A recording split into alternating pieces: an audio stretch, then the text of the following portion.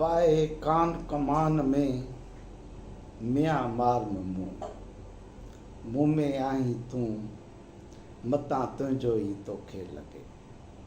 शाह लतीफ़ कहते हैं, ये कमान खींचकर अपना तीर मुझ पे मत चलाओ, मुझ में तू मौजूद है, ऐसा न हो कि तेरा चलाया हुआ तीर तुझ पे ही चल जाए। कल 10 रमज़ान थी। ये रमज़ान सीरीज़ का मेरा चौथा प्रोग्राम है। कल की तारीख, कल अगर आप फेसबुक पे सिंधी सोशल मीडिया को देख लो तो आपको सबसे ज़्यादा एक ही फ़ोटो नज़र आएगा, राजा दाहिर का, जिसे सिंधी नेशनलिस्ट नैरेटिव में शहीद राजा दाहिर कहा जा रहा है। तारीख, माजी को हम बदल तो नहीं सकते, हम कल को आज को बदल सकते हैं, हम मुस्तकबिल को बदल सकते हैं, हाल को बदल सकते हैं, माजी को हम बदल नहीं सकते। तो हम क्या करते हैं, हम अपनी माजी की तारीख को अपनी तोजी से, अपने तस्बात से, अपनी मनपसंद तोजियात से पेश करते हैं। तो 10 रमज़ान 712 ज़हूर इस्लाम से 100 साल के बाद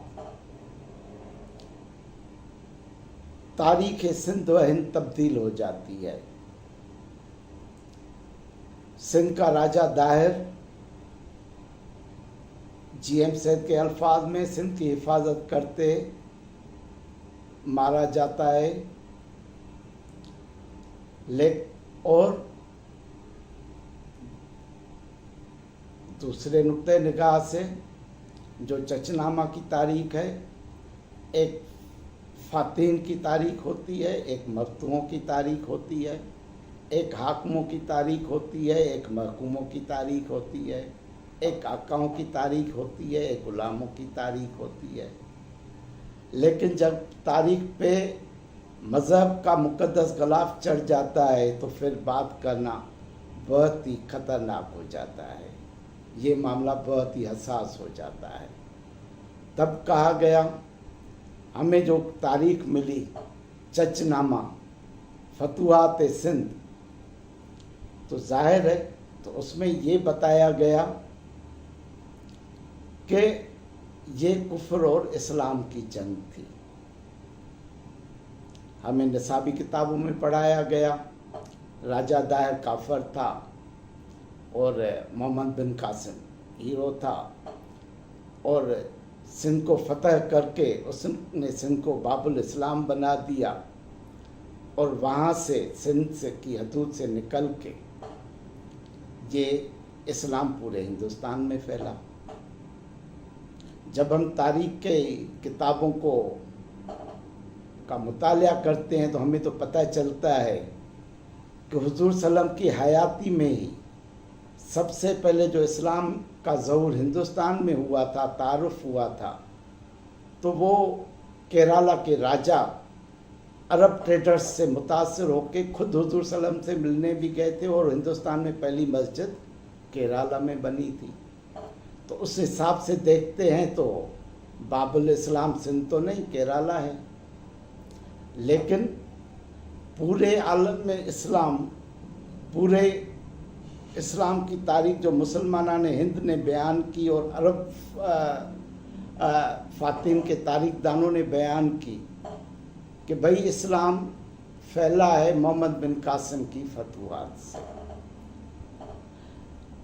तो यहाँ पहली मर्तबा हिंदुस्तान की तारीख में जितने भी बाहर से हमले हुए हैं, सबसे पहला हमला तारीख में मिलता है आर्यों का, सेंट्रल एशिया के सहराओं से लोग आए और उन्होंने यहाँ के मकामी लोगों को, दरावाड़ों को महकूम बना दिया। उसके बाद ईरान, जिन्होंने सिंधु को हिंदू बना दिया। उसके बाद यूनानी, जिन्होंने हिंदू को हिंदू बना दिया। तो तारीख में ये पहले जितने भी शनाख्त के नाम मिलते हैं तो हिंदुस्तान नहीं था, सिंधुस्तान था, हिंदू नहीं था, सिंधु था। जब 712 में ये जंग लगती है, जिसे मैं conquest of Arab conquest of Sindh से भी ज़्यादा कहता हूँ कि Arab conquest of Indus valley, क्योंकि उस वक्त की जो सिंध थी, रियासत सिंध थी, उसकी सरहदें ये नहीं थी जो आज की हैं। उस वक्त की वादी सिंध में सिर्फ 2 सियासी रियासतें थी। कलर कहार से इस तरफ सिर्फ सिंधु महासागर तक फैली हुई थी रियासत सिंध, जिसके राजा थे राजा दाहिर उस वक्त, माजी की तारीख में बाद में जाएंगे। और कलर कहार से आगे कश्मीर की रियासत थी और पूरा सिंधु सब कॉन्टिनेंट, जिसे इंडियन सब कॉन्टिनेंट कहा जाता है, असल नाम था सिंधु कॉन्टिनेंट, सिंधु खंड, क्योंकि तारीख में हिंदू कोई लफ्ज नहीं था, सिंधु लफ्ज था। तो सिंधु को हिंदू बना के फिर हिंदुस्तान बना दिया गया। तो बड़े सगीर में जो 2 तहजीबें थी, गंगा जमुना की तहजीब और सिंधु सरस्वती की तहजीब, तो अरब दौर में भी मशहूर था कि 2 रियासतें, हिंद और सिंध। जैसे मैं अल्फाज में कहूँ कि पढ़ा लो सोई सड वरवाई जो जेल ही, शाह लतीफ़ के अल्फाज में, तो हिंद भी सिंध का ही इको था।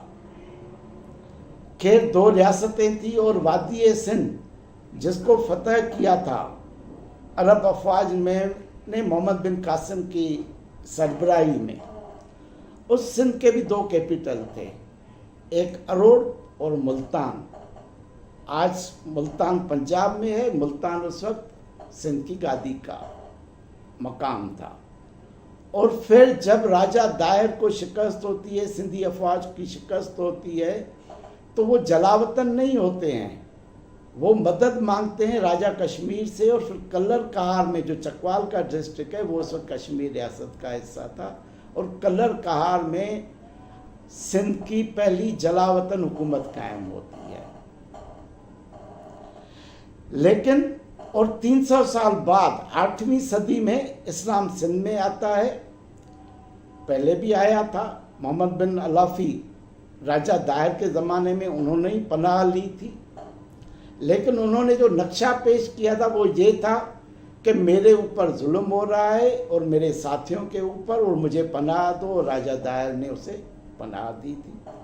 तो इस्लाम से तारुफ तो था, उससे पहले भी वादी सिंध में एक मस्जिद का हवाला हमें मिलता है पूल बंदर या किसी और बंदर की तरफ, कि केरला के बाद वो जो दूसरी मस्जिद बनी थी, आप गूगल में देखेंगे कि वादी सिंध में पहली मस्जिद वो थी। हमें अभी बताया जाता है कि वो पहली मस्जिद अरोड़ में है, जो मोहम्मद बिन कासिम ने बताई थी। लेकिन वहाँ से एक नई तारीख की इब्तिदा होती है। 300 साल बाद लाहौर फतह होता है। 300 साल तक लाहौर में बुधराज ही था। राय राजू, वो जो आप जाके देखें दाता दरबार पे, आपको तख्ती लगी हुई आज भी मिलेगी कि राय राजू ने कन्वर्ट हुआ था। तो कन्वर्जन जब रजाकाराना हो या बाय फोर्स हो,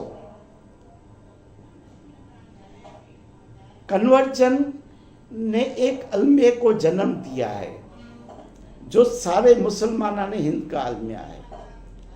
हिंदुस्तान के अंदर कोई हिंदू बुद्ध बनता है, बुद्ध में कन्वर्ट होता है, तो उसे नाम नहीं तब्दील करना पड़ता, उसे अपने माँ बाप का नाम भी नहीं छुपाना होता।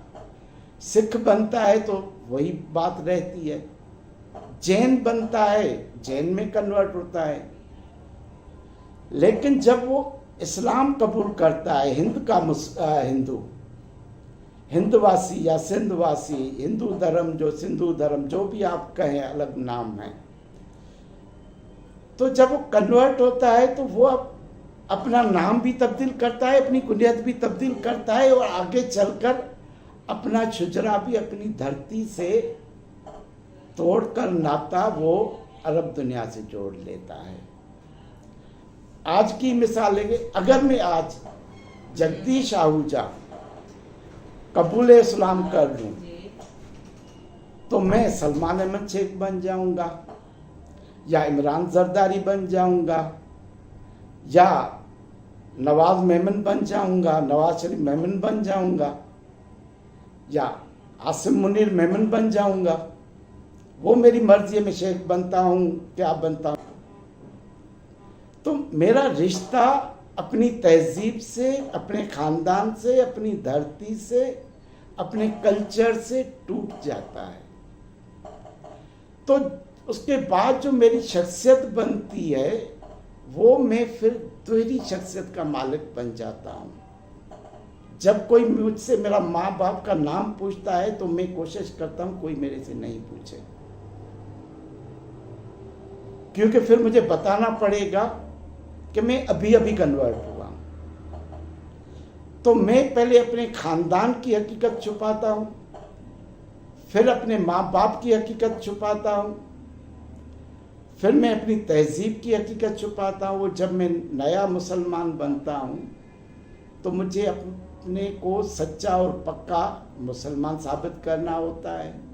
तो मैं सबसे ज़्यादा अपने कल्चर को छोड़ के अरबी कल्चर को इस्लामी कल्चर के तौर पे अडॉप्ट कर लेता हूँ।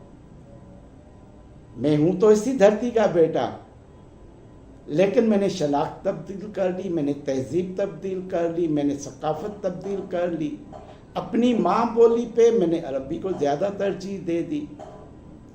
तो ये जो तज़ाद पैदा हो जाता है शख्सियत का, वो तज़ाद की झलक हमें पूरी तारीख में फिर मिलती है कि फिर पूरी तारीख में जिन्होंने भी हिंदुस्तान पे, हिंद पे, सिंध पे बाहर आके हमला किया, अगर वो ईसाई है, ग्रीक है, यूनानी है, ईरानी है, तो फिर तो कोई मसला नहीं है। फिर मैं कहता हूं कि ठीक है, राजा पोरस बहादुरी से लड़ा, क्योंकि राजा पोरस सिकंदर मकदूनी से लड़ा था। लेकिन ये बात मैं राजा दाहिर के लिए नहीं कह सकता, क्योंकि राजा दाहिर के बाद मोहम्मद बिन कासिम आते हैं और मोहम्मद बिन कासिम के बाद इस्लाम आता है सिंध में, जो मुस्लिम हिस्टोरियंस हैं उनके नुक्ते निगाह से। तो फिर आपको या तो राजा दाहिर को हीरो करना पड़ेगा या मोहम्मद बिन कासिम को। ये तजाद जो पैदा होता है ये इस सेंसिटिव हसास मसले को जन्म देता है, जिस पे फिर बात करना भी गुनाह हो जाती है। तो अभी भी जो मैं बात कर रहा हूँ, मुझे सारे दोस्त मना कर रहे हैं, लेकिन तारीख का एक सच है, मुझे सबसे बहुत ज़्यादा मोहब्बत है। तभी मैंने पिछला प्रोग्राम पूरा मुस्लिम उम्मा से के नाम से किया था कि उनको कैसे हमें बाहर निकालना है, आगे बढ़ाना है। तो क्यों करके मैं मोहब्बत करता हूँ सबसे, तो मोहब्बत में डर नहीं होता, मोहब्बत में कोई शर्त भी नहीं होती, मोहब्बत में शफाफियत होती है, नेकी होती है। तो तभी मैंने जो आज के प्रोग्राम की शुरुआत की शाह लतीफ़ से की, तो मुझ में है तू, तुझ में हूँ मैं। हम में से कोई एक दूसरे को मारेगा तो खुद को ही मारेगा, किसी और को नुकसान नहीं करेगा, अपना ही नुकसान करेगा। तो खुद से सच बोलना तो हमें सीखना ही पड़ेगा। हो सकता है मैं गलत हूँ, हो सकता है आप गलत हो सकता है तारीख का एक रुख गलत हो, दूसरा रुख भी गलत हो, कुछ तीसरा रास्ता भी हो, कोई मिडिल पाथ भी हो। तो ये मिडिल पाथ, ये तारीख का सच 712 के बाद हमारे निसाबी किताबों में भी हमें क्या कुछ पढ़ाया गया। एक बड़े से बड़ा ज़हनी इंकलाब लाता है जीएम सैयद। जीएम सैयद का तारुफ सबको ऐसा है कि काफिर है, सिंधु देशी है, पाकिस्तान का दुश्मन है। लेकिन जीएम सैयद का जो वो किरदार है एक तारीख दान का, जो काम किसी तारीख दान को करना चाहिए था, वो काम जीएम सैयद ने किया। कि तारीख का पूरा पासा पलट दिया। एक किताब लिख दी उसने, सिंध जा सूरमा, सिंध के सूर में, और वो कहता है कि सिंध का जो पहला सूरमा है वो तारीख को माजी से बजाय पहले लेके आता है 712 से, और कहता है कि वहां से जब तारीख की शुरुआत अगर हम करते हैं तो सिंध का जो पहला हीरो है, सिंध का जो पहला सूरमा है, वो राजा दायर है, क्योंकि वो अपनी धरती की हिफाजत करते करते उन्होंने अपनी जान दी। फिर वो कहता है कि होशू है जो अंग्रेजों से लड़ा, वो हमारा हीरो है। हेमू है जिन्होंने अंग्रेजों के खिलाफ लड़ते लड़ते फांसी पे चढ़ गया, वो हमारा हीरो है। दो है जो जंग लड़ गया। तो वो कहता है अरगुन, तुर्खान, मुगल जितने भी लोग आए, उनसे पहले भी आर्या आए या ग्रीक आए, वो सारे के सारे हमला आवर थे, और जो हमला आवर हैं वो हमारे हीरो नहीं हैं। चाहे वो यूनानी हो, चाहे वो ईरानी हो, चाहे वो अरब हो, चाहे वो मुगल हो, तर्क हो, जो भी हो, हमारे हीरोज तो वो हैं जो हमारी धरती के लिए लड़ते लड़ते जान दे गए, वो हमारे लिए हमारे शहीद हैं। तो उसने पूरी काया पलट दी, पूरा एक ज़हनी इंकलाब लाके खड़ा किया उसने। उसके बाद साईं जीएम साहब ने ये नहीं कहा कि जो पहले था उसको वापस लाना है, जैसे आजकल वो हिंदुस्तान में मोदी कहता है हिंदुत्व का, कि भाई ये पहले हिंदू थे, अभी उन सबको हिंदू बनाओ। जीएम साहब वाज प्राउड सिंधी, जीएम साहब वाज प्राउड सैयद। तो उन्होंने वो जो तजाब था शख्सियत का, दोहरी शख्सियत का, वो खत्म कर दिया कि आप हिंदू हो, आप मुसलमान हो, आप ईसाई हो, आप बुद्ध हो, आप सिख हो। अगर आप दरियाए सिंध के बेटे हो, बेटी हो, सिंध के बेटे और बेटियां हो, तो आपकी तहजीब, आपका कल्चर, आपकी जबान, आपको उस पर नाज करना चाहिए। मुसलमान होते हुए भी आपको सिंधु तहजीब पे नाज करना चाहिए, क्योंकि आप उसके बेटे हो। आप हिंदू हो फिर भी सिंधु तहजीब के ही बेटे हो, बेटी हो, तो आपको उस पर नाज करना चाहिए। तो वो जो कल्चर, उसका तजाद था, उसने खत्म कर दिया।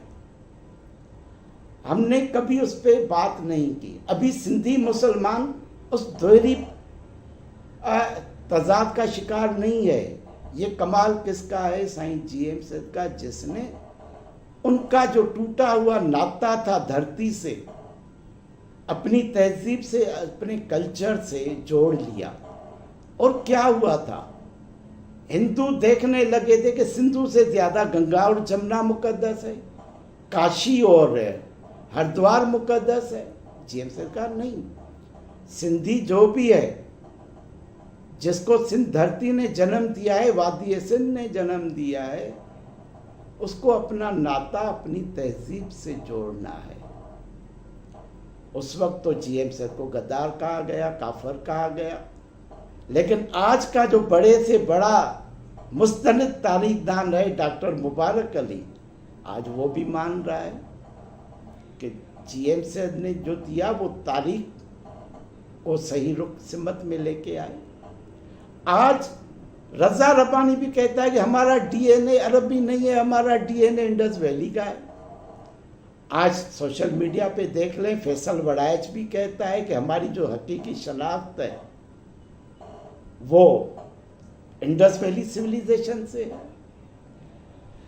तो ये जो बात थी, ये सबसे पहले किसने की थी? जीएम सैयद ने की थी। उसने कहा था कि वो पंजाब जो बुल्ले शाह का पंजाब है, जो गुरु नानक का पंजाब है, वो ही असल पंजाब है। उस पंजाब और सिंध का कभी कोई झगड़ा ही नहीं रहा। लेकिन आप इस्लाम के नाम पे